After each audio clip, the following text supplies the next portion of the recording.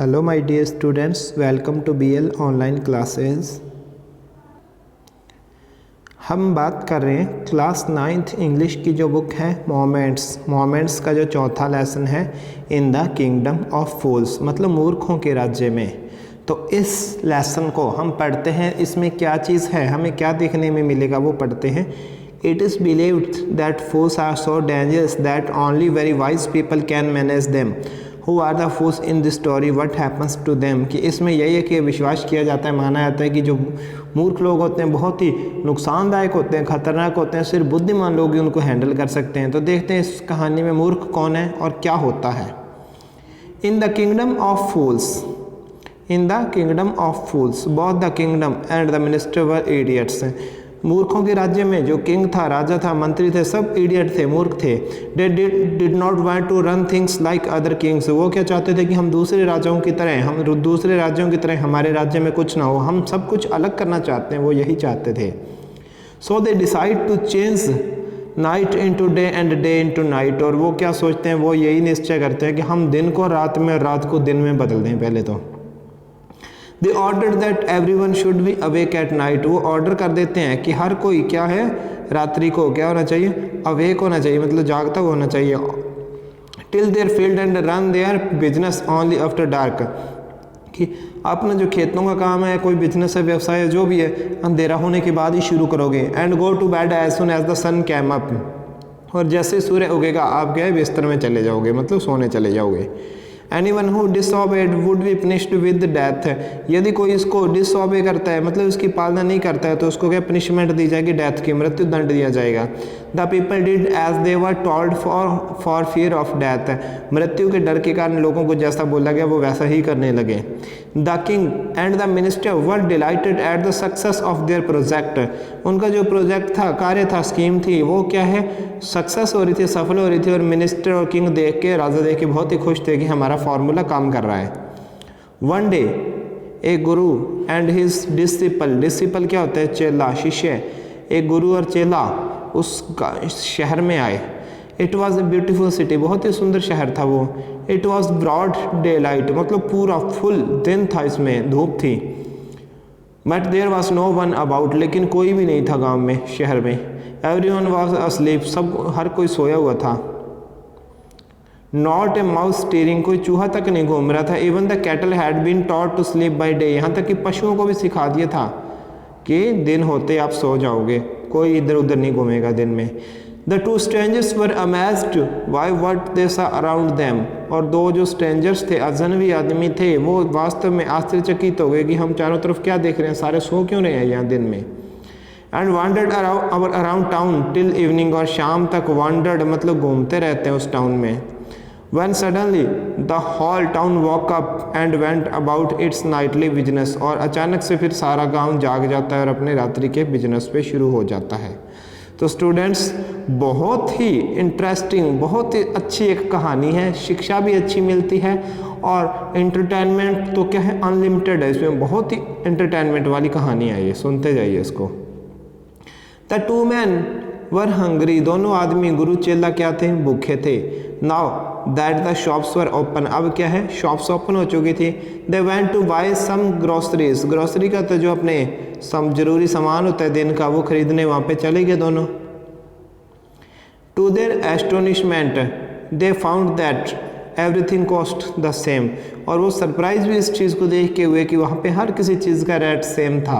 A single Duddu, अब जैसे अपने रुपया, डॉलर, टका जो भी होता है ना, तो वहाँ की मुद्रा क्या थी, वहाँ की करेंसी थी जिसका नाम था डुड्डू। तो हर चीज़ उनको, कुछ भी ले लो, हर चीज़ एक डुड्डू में मिल जाती थी, बस अलग अलग रेट नहीं था, किसी भी चीज़ के लिए बस एक डुड्डू देना पड़ता था उनको। Whether they bought A measure of rice और ए बंच ऑफ बनानास, चाहे तो आप क्या है, कुछ चावल ले लो या एक गुच्छा ले लो, केलों का ले लो। इट इज़ कॉस्ट ए डुड्डू, तो उनको देना क्या पड़ता, सिर्फ एक Duddu. The Guru and his disciple were dilated, मतलब वो आनंदित हुए, गुरु और उसका जो शिष्य था। They had never heard of anything like this, उन्होंने आज तक कभी ऐसा सुना तक भी नहीं था, और आज वो अपने आंखों के सामने देख रहे हैं। They could buy all the foods they wanted for a rupee, और जितना वो चाहते थे वो सारा उन्होंने भोजन अपना 1 रुपये में खरीद लिया।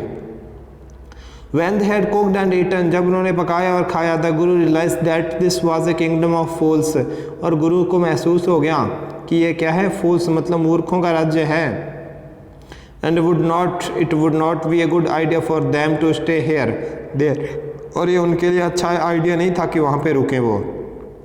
This is no place for us, let's go. गुरु क्या कहते हैं, ये स्थान हमारे लिए नहीं है, चलो चलें, लेट्स गो मतलब चलो चलें। He said to his disciple, वो अपने शिष्य को बोलते हैं।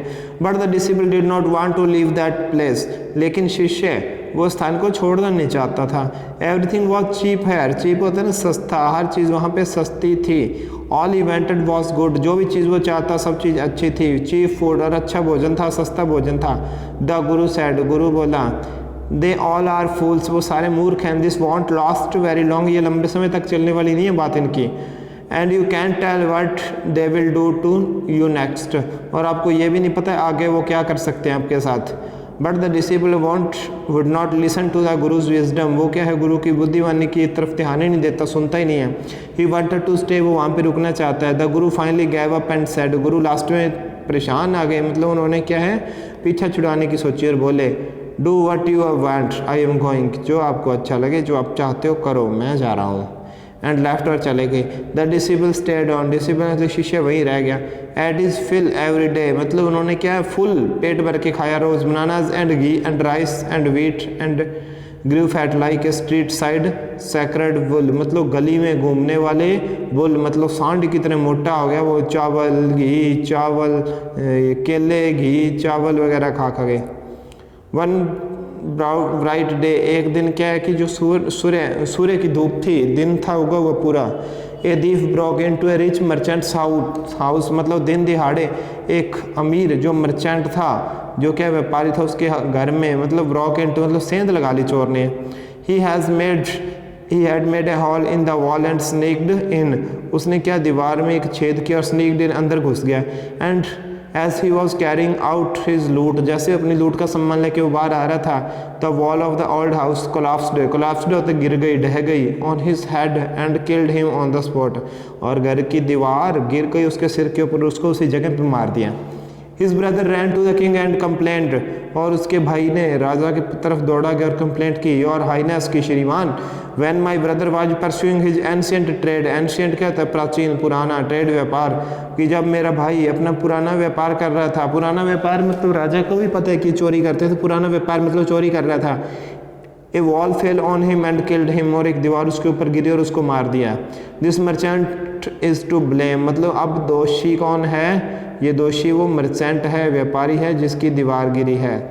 ही punish the wrong doer and compensate the family for this injustice, मतलब उसको क्या है पनिशमेंट मिलनी चाहिए उसको और पूरे परिवार को, और उसको पनिशमेंट मिलनी चाहिए, और जो इसका चोर का परिवार है उसको क्या है मुआवजा मिलना चाहिए इसका। तो अब देखो यहाँ से जनता भी पागलों वाली मांग कर रही है और राजा भी आगे से मूर्ख ही है। तो अब तक इसमें क्या हुआ था कि हमने देखा है कि चोर चोरी करके मर गया दीवार के नीचे आके, तो उसके ऊपर चोरी का इल्जाम नहीं लगता, बल्कि दीवार के मालिक के ऊपर इल्जाम लग रहा है कि आपने दीवार ही कमजोर बनाई, चोर नीचे आके मर गया और आपको इसकी सजा भुगतनी होगी। The king said justice will be done, राजा कहता है हाँ न्याय किया जाएगा, डोंट वरी चिंता मत करो। And at once summon the owner of the house, owner तेने घर का मालिक है जो, समन मतलब उसको बुलावा भेजा, घर के मालिक को बुलाया उन्होंने। When the merchant arrived, जब मर्चेंट आ गया, the king questioned him, king ने राजा ने उससे क्वेश्चन किया, व्हाट योर नेम, आपका नाम क्या है? वो कहता है सच एंड सच, वो कहता है सच सच, योर हाइनेस श्रीमान। और फिर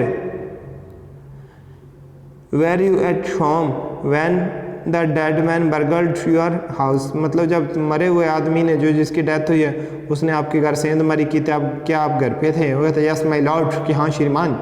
He broke into and the wall was weak, और वो अंदर आया, दीवार कमजोर थी। It fell on him, ये उसके ऊपर गिर गई। The accused pleads guilty, मतलब क्या accused मतलब जो दोषी आदमी है उसने तो अपनी माफ़ी मांग ली है। Your wall killed this man's brother, और आपके वॉल ने, दीवार ने इस आदमी के भाई को मारा है। You have murdered a man, आपने एक आदमी का मर्डर किया है। We have to punish you, हमें आपको पनिशमेंट देनी होएगी। तो इसमें देखो अब तक क्या हुआ कि राजा भी ये कह रहा है दीवार कमज़ोर आपकी थी, आपकी दीवार ने आदमी को मारा, मतलब आपने किसी का कत्ल किया, आपको सज़ा मिलेगी। तो स्टूडेंट्स आज तक इतना ही कल करेंगे यहाँ से। तो अब देखो मूर्ख राजा की कहानी अब शुरू हो रही है, इसको आगे कल कंप्लीट करेंगे। तब तक गुड बाय।